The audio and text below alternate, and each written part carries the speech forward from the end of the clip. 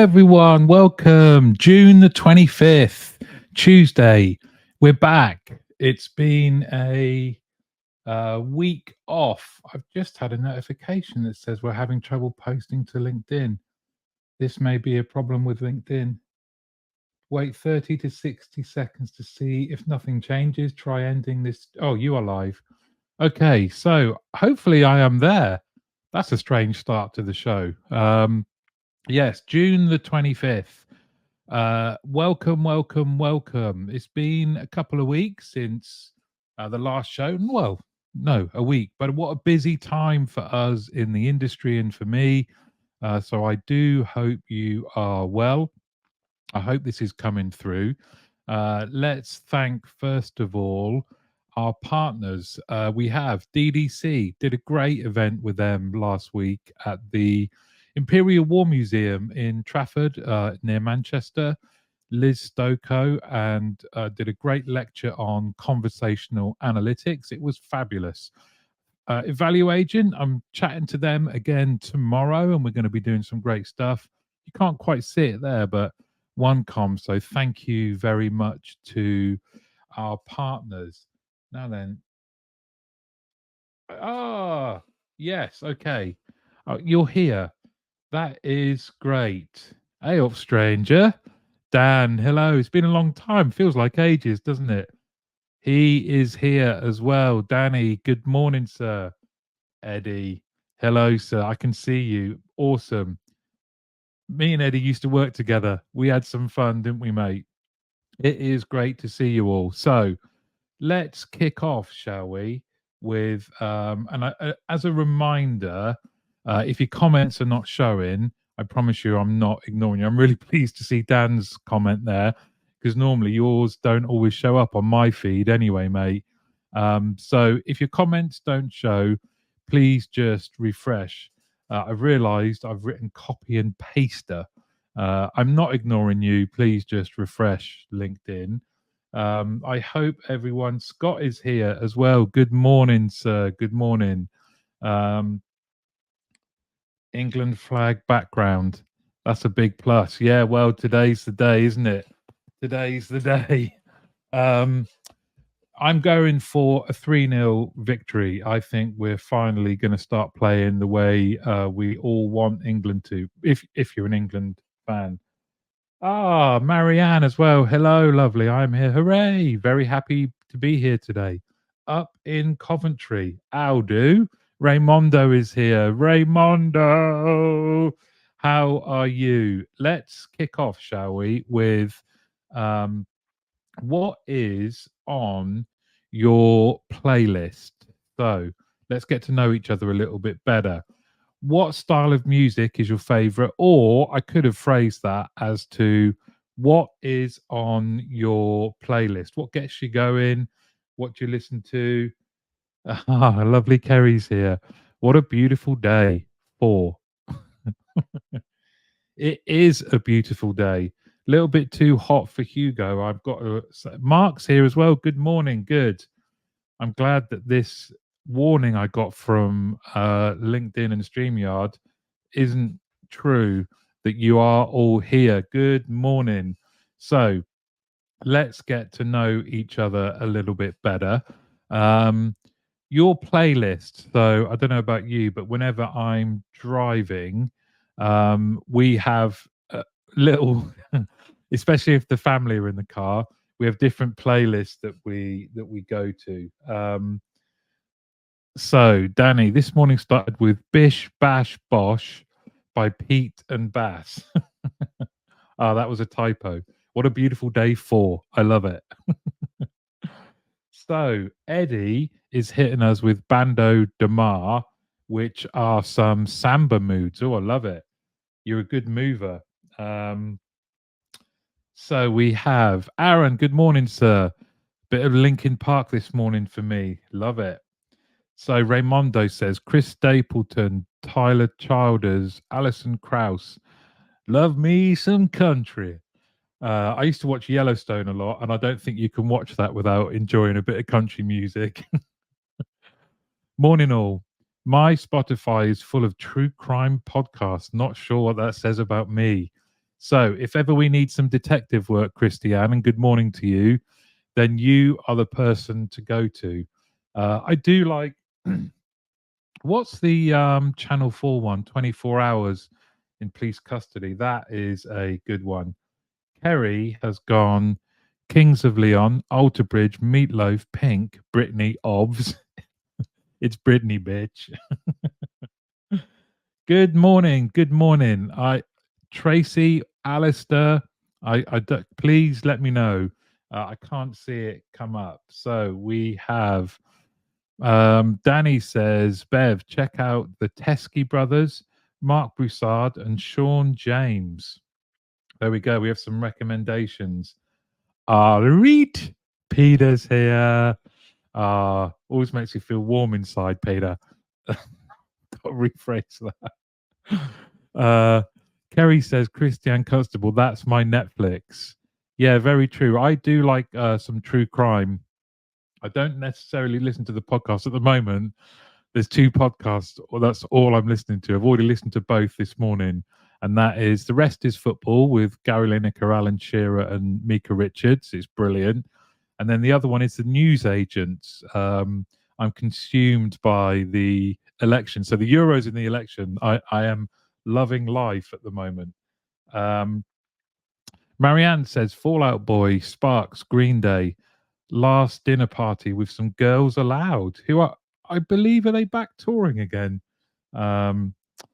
Marianne with girls allowed after all them. Tut tut. This is why I love these types of questions. Christiane says, Kerry, love it. The psychology in some people is unreal. Yeah, I would agree. You could look at some of the stories in these true crime documentaries and think, wow.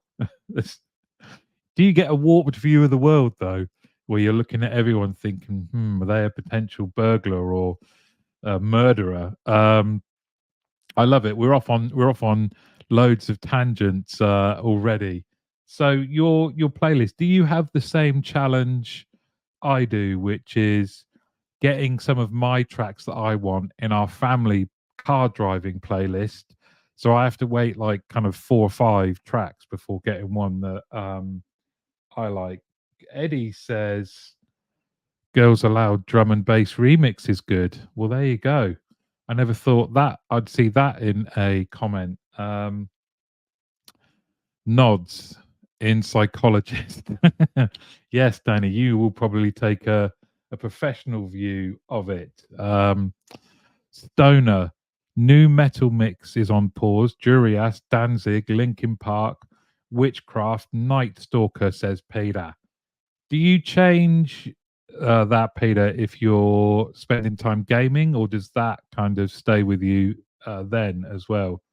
Deepak says Martin Taylor, and Marianne says in response to Aaron, I do also like a bit of pop. Good, good, good, good. There is a new VT coming today, and I had to choose the audio for it, and there's a little bit of pop in that too. So I do hope you stick around for that. But other days it's Coltrane, Ein Audi, or trance classics. Well, that's kind of my background for working is Above and Beyond, and Anjuna Deep. Dan says my Spotify playlist has been butchered by my kids. The good thing is, the one thing all of our family share is a love of Post Malone. So there is a lot of Post Malone on our playlists. So that's always a good part of the journey. My personality focus is narcissism, psychopathy, and Machiavellism, usually in leadership terms. But there's more psychopaths in boardrooms than prison. And I imagine, Danny, with the election going on, that you're getting a lot of a lot of study in there at the moment. Scott says very diverse music taste, something for every mood. Going to see Future Islands next month. Everything from Beatles, Roxy Music, Otis Redding, Paolo Antini, Sam Fender, Imelda May, Wolf Alice, Chemical Brothers, OMD. I literally could go on for hours. And I do think that is the beauty of this, isn't it? Losing yourself in an eclectic mix of music. Christiane says, Danny Warren, we need a chat. I'd love to tap into your brain. Be careful what you wish for, Christiane. Okay, so please do keep these coming as we go. I will catch up on them and share them. Let's start with uh, here we go. Machiavellian is a horse running today. Spooky. Well, you've got to have a flutter on that. Maybe ask the Tories about some of the bets you should put on today. We have a smart speaker in the kitchen, says Danny. When my partner turns it on, I'll randomly play Yakety Sax, Benny Hill to it. So my Spotify now suggests loads of TV theme tunes. Oh, that was one I could have done. I do. I think you always show your age. Pete says, Dan, I've set up a separate profile of the kids linked to the various Echo devices. It's nursery rhymes mixed with trap and drill. Oh, Eddie, you'll have to come back and let us know in the comments later on today if that horse wins. Yeah, please do keep these coming. I wanted to talk for our question of the day and tap into all of your super knowledge. There were a couple of reports out last week around, again, customer satisfaction. And I thought, let's just focus on a particular area of that, and that is customer loyalty. So the general view, I guess, is it's harder and harder to retain customers. Um, but what do you think are the top factors that affect customer loyalty? It would be great. Some of you, I know this is something that is hugely important. You know, I think we all know the stat about the cost of attracting a new customer versus retaining an existing one is there's a significant difference. Let's just carry on with these first. I used to do the same thing with call listening in the contact center. If a manager played their calls on a Bluetooth speaker in a meeting, I'd connect and play Kazakh love songs or something. Well, there's one there. I'm going to check them out. Who doesn't love a Kazakh love song? Aman, good to see you. I love a mixed playlist as long as it's not hardcore anything. Uh, and Danny is appreciative of you, Peter. So, customer loyalty. What do you think the top factors are um, that affect customer loyalty? And Danny is kicking us off. How you make them feel. That's it. That's the list. Thanks, everybody. That's the question over. But what a great one to start. Adapt the customer to the company values, says Eddie, not the values to the customer. Very, very interesting. Thanks, Eddie. Raymondo says effort, lack of equals convenience. Yeah, I know. Certainly, speaking personally, if you make it easy, I'm going to keep coming back. So I would definitely agree with that one. And Christy Ann says ease of use. When they need support, they get it right. It makes them feel good. Ease of use. Sorry, three different things. Yeah, ease of use. So very much on that convenience and effort. When they need support, get it right. So true, Christiane. And then the other one, make them feel good, which does, of course, go with Danny's one. How do you make them feel? Um, Darren is here. How easy it is to deal with you. Um, yes, Darren, I love it. And you share regularly some of the testimonials that your customers are giving you, and I see that's something that comes up. So you're putting your money where your mouth is. How you handle an issue when something goes wrong. Yes, Aman. That's I think when you see real customer service in being demonstrated, isn't it? When things go wrong, are you gonna really help me? So love that. Kerry says, for me, always in how you make people feel in the recruiting world anyway. And you have testimonials, many from people on here coming out your yin yang for that, Kerry. So you absolutely do deliver deliver that. So again, practicing what you preach. I love it. I'd argue, says Danny, that ease of use, doing what you said, and listening to me are expectations of doing the job. How poor has CX become if our expectations of loyalty are so reduced? Now, Danny, really thought provoking point there. There are, of course, we know that customers are transient, aren't they? I think there are some brands that we get stuck on because we like the product or service, and it takes a lot for us to leave that brand. But we know that customers are transient and will move for better service, better product, better price. But you're right in terms of where are we setting our benchmark, though? What are the things that just should be as a given? And then how do we go above and beyond? Eddie says various channels to contact us. Very true. And how easy do we make it to navigate through those channels, Eddie, as well, isn't it?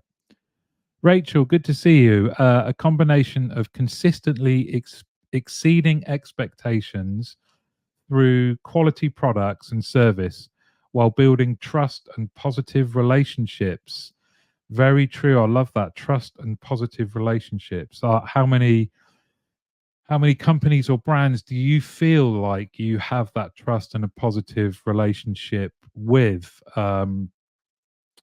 Speaking personally, sadly, I guess I think some of the things that we use pretty much every day, whether that's utilities or the internet, I don't feel like I have that relationship with them. I think it's very difficult to get things done with them, and our personal experiences are very much being reflected in what we see in a lot of scores out there. Marianne says, I agree with Bev. Effort. The journey must be smooth for all types of communication, and people need to be made to feel good, not that they are disturbing people when they're contacted. Yeah, well, you're bothering me. The football's on. Um, Danny says, my partner is loyal to me. I hope. Not because I do what I said, not because she can get hold of me whenever. It's because of the small, consistent, authentic things that show I care. And that's really, really interesting.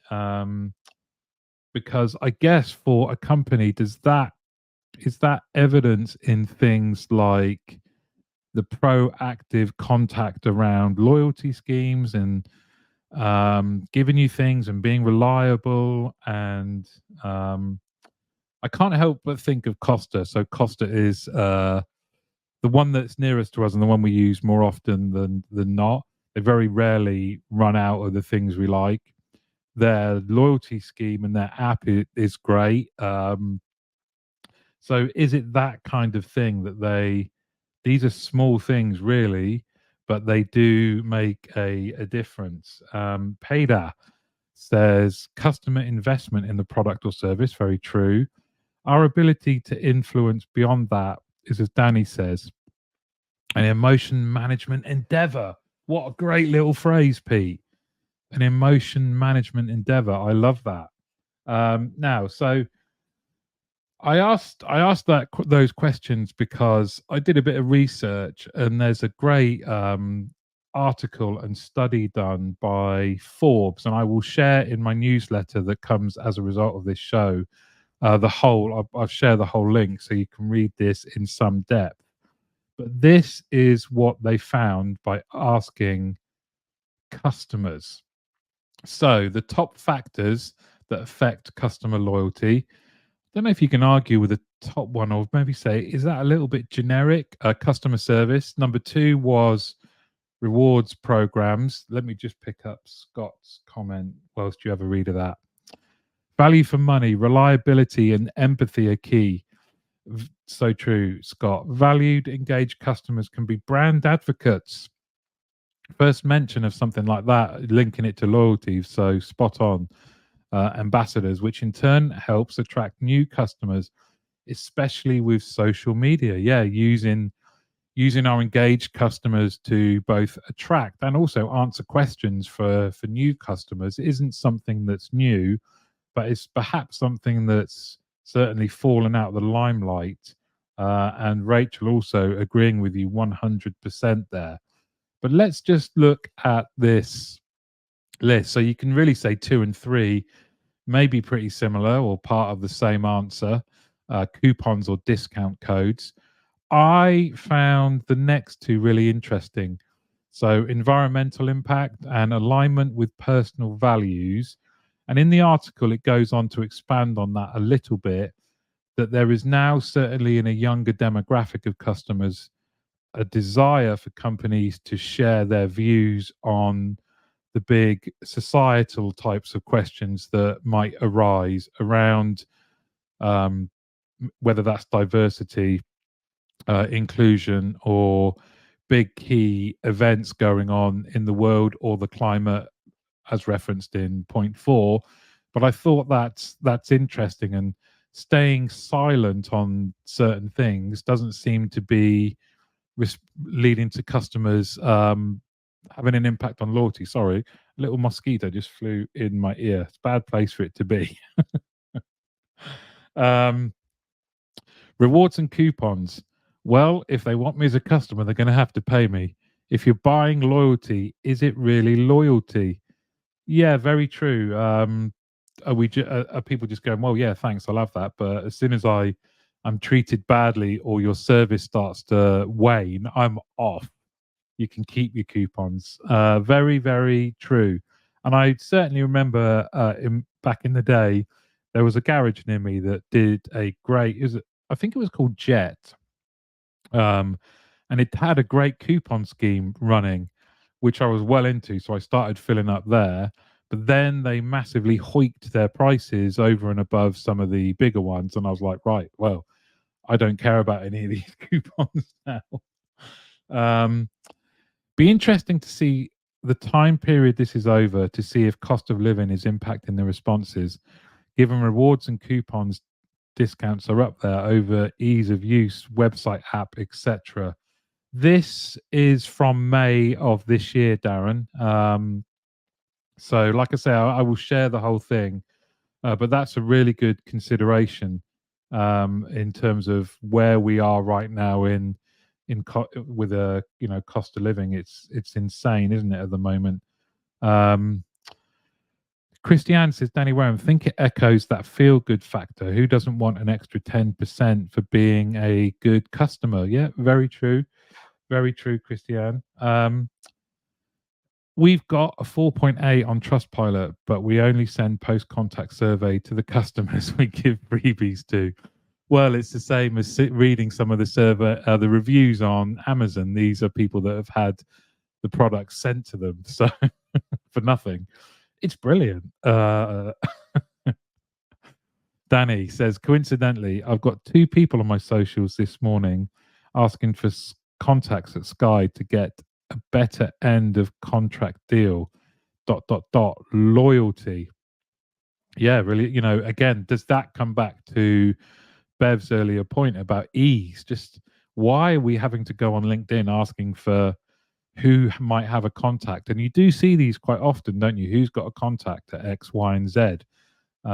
So it is a really good point. Some of the other things here, website speed, app availability, you do wonder, don't you? Again, should those in where we are right now with technology, are these really factors? I guess website content and functionality, you'd think, oh, I guess navigation's there, but it's lower than speed. That's strange. But an interesting topic nonetheless. Now, I have been busy in this last week since the last show, and you'll be pleased to know there is a new VT. So this one is, and as I mentioned, I thought long and hard about the music for it. So here we go. I can't believe that you came into my life. You made me feel again. Now it's my... What do we think? So I just thought we'd have a couple of minutes, and this doesn't necessarily need to be a question for me, but it can be a question for me or anyone else that you've seen in the comments about how things are going, what we're up to, some of the events maybe we're going to, what's on our mind. But this is a open-ended ask me or anyone anything. Yeah, there it is. There it is. Everything's right in the world now, Danny. I've got that comment, and that's all I was looking for. Um, I will get my glow sticks out. Uh, yes, Eddie. I'm glad you never leave them, never leave home without them. Um, so I mean this might fall flat on its face, but maybe no one has any questions. But do we have any questions? Not necessarily just for me. It could be to the general people watching, or you might want to specify somebody in the comments that you've seen, and it can be about anything. Here we go. Thank you, Bev. First one. Anyone here going to the forum event Thursday in York? Is that the is that the conference, Bev? Um, I was hoping to be involved in that, but Chris didn't ask me, so in a huff, I'm not going. No, that's not true at all. I love the forum events. A great atmosphere always at them. Oh, look. Yes, Peter's going. So there is a hug inbound there between two wonderful human beings. Um, Beverly didn't know it was on. I don't know why, but I thought it was virtual. But it's hard to keep up at the moment. Agreed, Danny Wham. On too many times, customer loyalty discount only appears when speaking to retentions. Had that exact experience recently.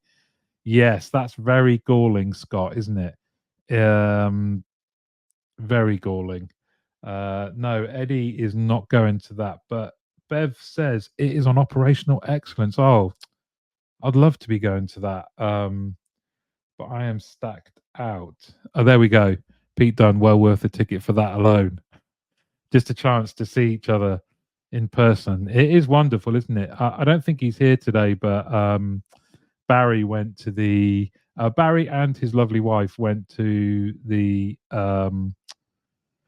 DDC discusses, which I'd thoroughly recommend getting on board with. But the event that we did last week on conversational analytics with the awesome Liz Stoko, I hope to be able to do a podcast of her little lecture. I'm just waiting for the London School of Economics to give the okay on that one because I recorded it.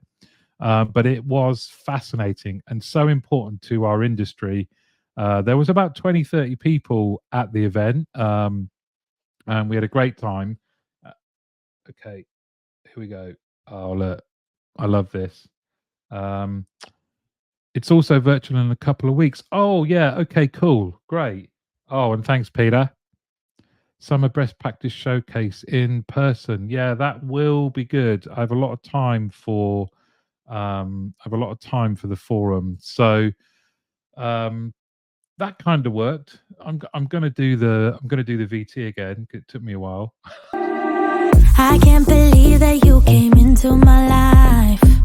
You made me feel again. Now it's my It's a nice, cheery summer song as well. But oh, actually, it's time for another VT.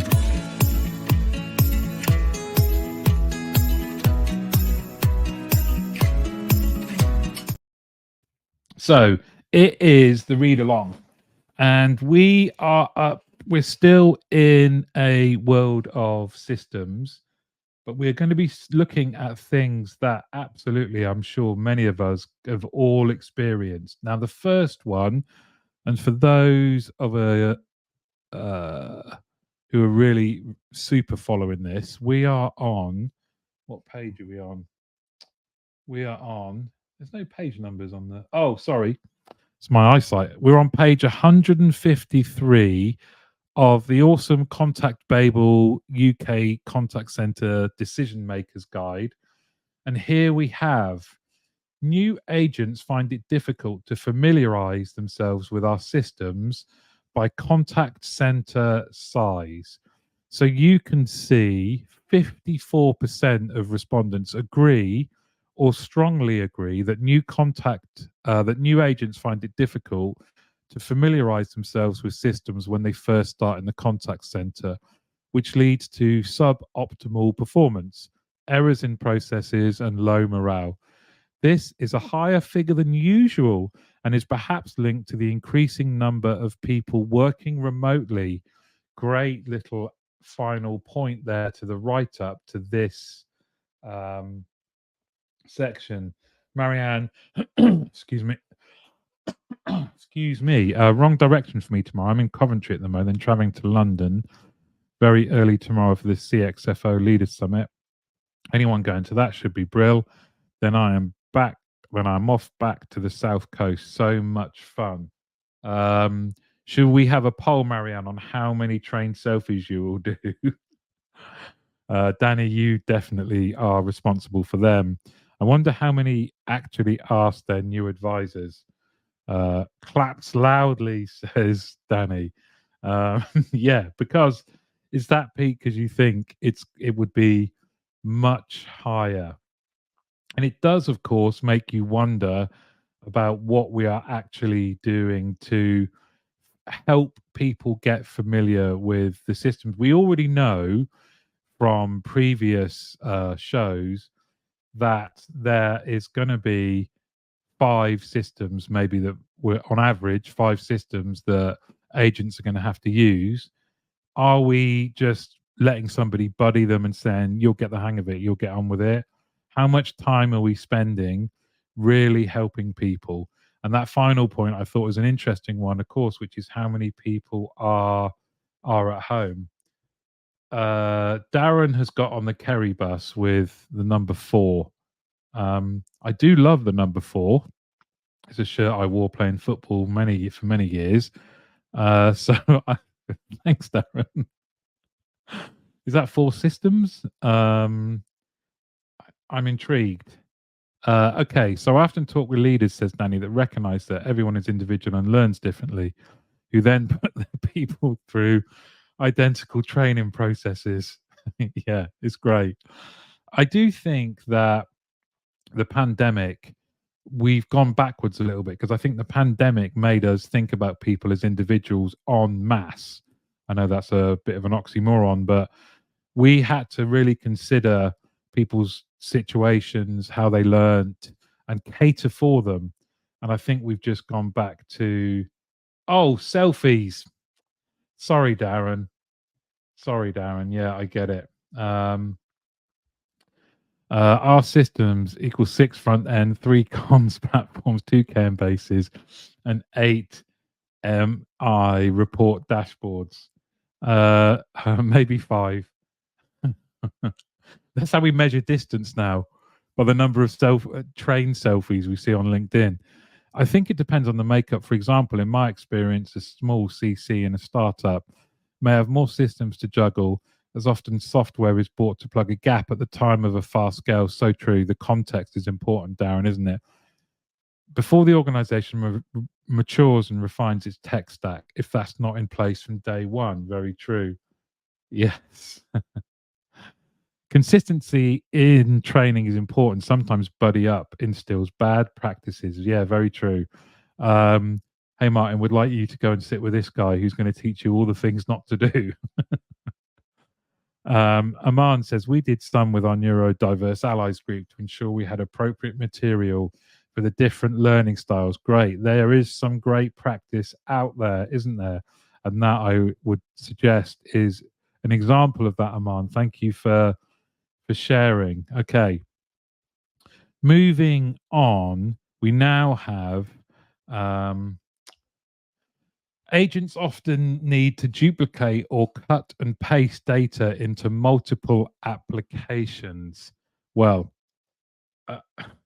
I'm surprised because 58% of respondents agree or strongly agree that it's necessary for agents to duplicate or cut and paste data multiple times across systems, leading to wasted time, and transcription errors. This is found across all contact center size bands, pretty consistent there. And you do think, don't you, with AI and, you know, kind of what we have possible through technology, that this is something that could be certainly, there we go, yeah, 6 front ends. We are now going to get you masters at copying and pasting. Um, Again, this was one where I expected the number to be higher. I don't know what everyone else's view on that is, but that is certainly one that I expected to see higher. And you do wonder to what extent there are projects in place um, to just streamline that, to make it easier for people, so that we talk, don't we, about kind of tapping into the expertise that our agents have from a dealing with customers and building relationship point of view, and spending less time on transactional kind of minimal stuff.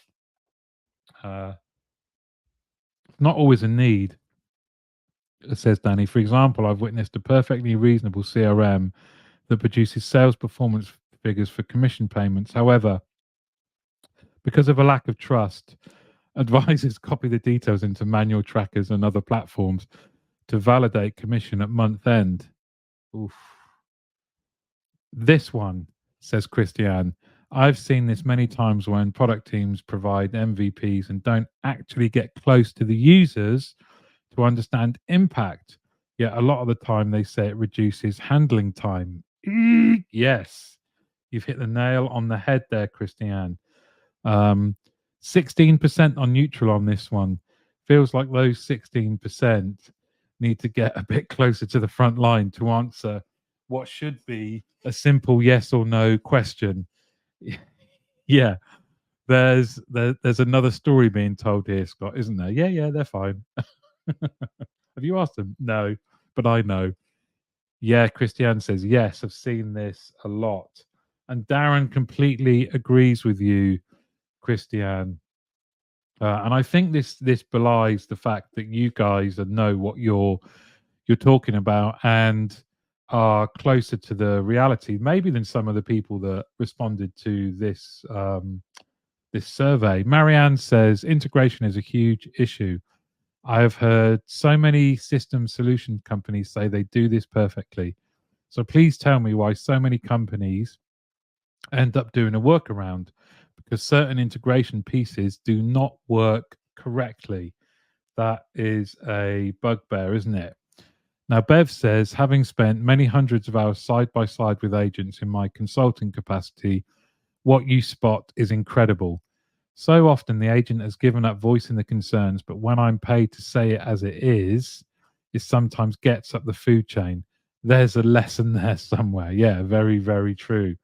Very true. If you want to know how to do things or what the real challenges are, spend time with the agents. There's an idea for the people running the contact centers. Agree. Too often, decisions on systems, platforms, changes where the front line are not engaged or asked what would make it easier for them. Yes, very, very true. Very true.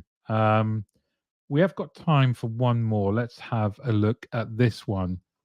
Agents' post call workload is too high. Um, Respondents from all size bands report problems, with 62% agreeing or strongly agreeing that post call workload needs to be reduced. Isn't it funny? A lot of the graphs that we've looked at in this read along that haven't had such high and across the board when it comes to the contact center size, haven't had such high responses in terms of agree or strongly agree. And they are all in the area of things that directly impact agents doing their job. So surely this is somewhere that we need to focus on. And I think both Marianne and Bev's points are really good, that and Darren's around the kind of engagement of where we bring agents to find out what's going on in reality, to find out what needs to be fixed, and then when you come to look at a solutions provider, that is front and center, that you start with these areas. That is likely linked to the previous one, says Darren. They can't get everything done while the customer is on the phone due to the copy and pasting or lack of integration or too many systems. So true. And Eddie says old systems with an interface with new systems always cause the need for copy and paste. Very true. Danny says we recognize it's too high, but get out a wrap is still a thing. Well, yeah. Every cloud. Oh dear. Yes, I wonder if that is a good place to call it a wrap for today.